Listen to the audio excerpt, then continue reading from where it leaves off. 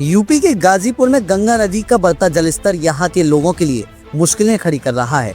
अब तक जिले की 5 तहसीलें सदर, जामनिया, मोहम्मदाबाद, सैदपुर और करंडा गंभीर रूप से प्रभावित हो चुकी हैं।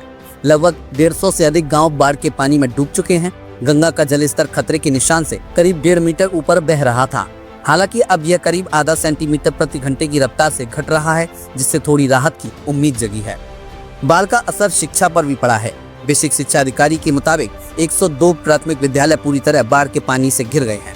छात्रों और अध्यापकों की सुरक्षा को देखते हुए 2 दिनों के लिए स्कूलों में छुट्टियां घोषित की गई हैं। बेसिक शिक्षा अधिकारी हेमंत राव ने बताया कि जल स्तर जल्द नहीं घटा तो छुट्टियां आगे भी बढ़ाई जा सकती हैं। बाढ़ से आवागमन पूरी तरह से बाधित है। कई मुख्य सड़कें जलमग्न होने से गाँव का संपर्क टूट चुका है।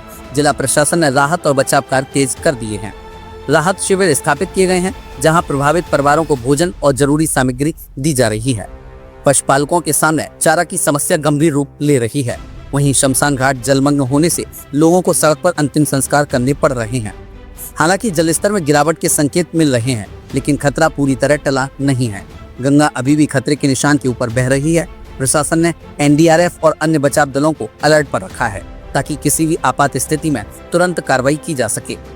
गाजीपुर की इस बाढ़ ने साफ कर दिया है कि प्राकृतिक आपदा में प्रशासनिक सतर्कता और त्वरित राहत कार्य ही लोगों के जीवन और सुरक्षा का सबसे बड़ा सहारा है।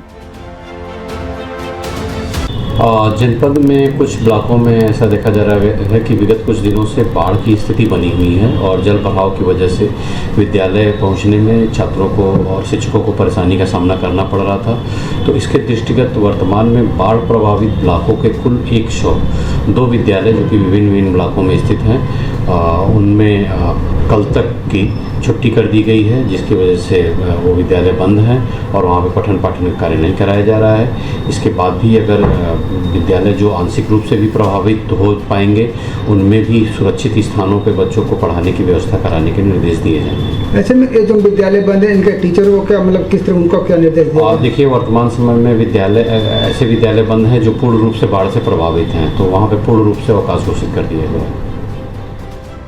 बहरहाल गाजीपुर में गंगा की बाढ़ ने जनजीवन को बुरी तरह से प्रभावित किया है। गांव, स्कूल, सड़कें और शमशान घाट तक पानी में डूब चुके हैं, जिससे लोगों के सामने रोजमर्रा की जिंदगी जीना बड़ी चुनौती बन चुका है।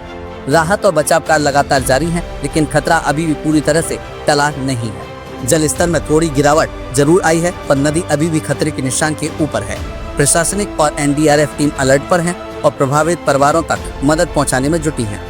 उम्मीद यही है कि जलस्तर जल्द घटे और लोग सुरक्षित घर लौट सकें।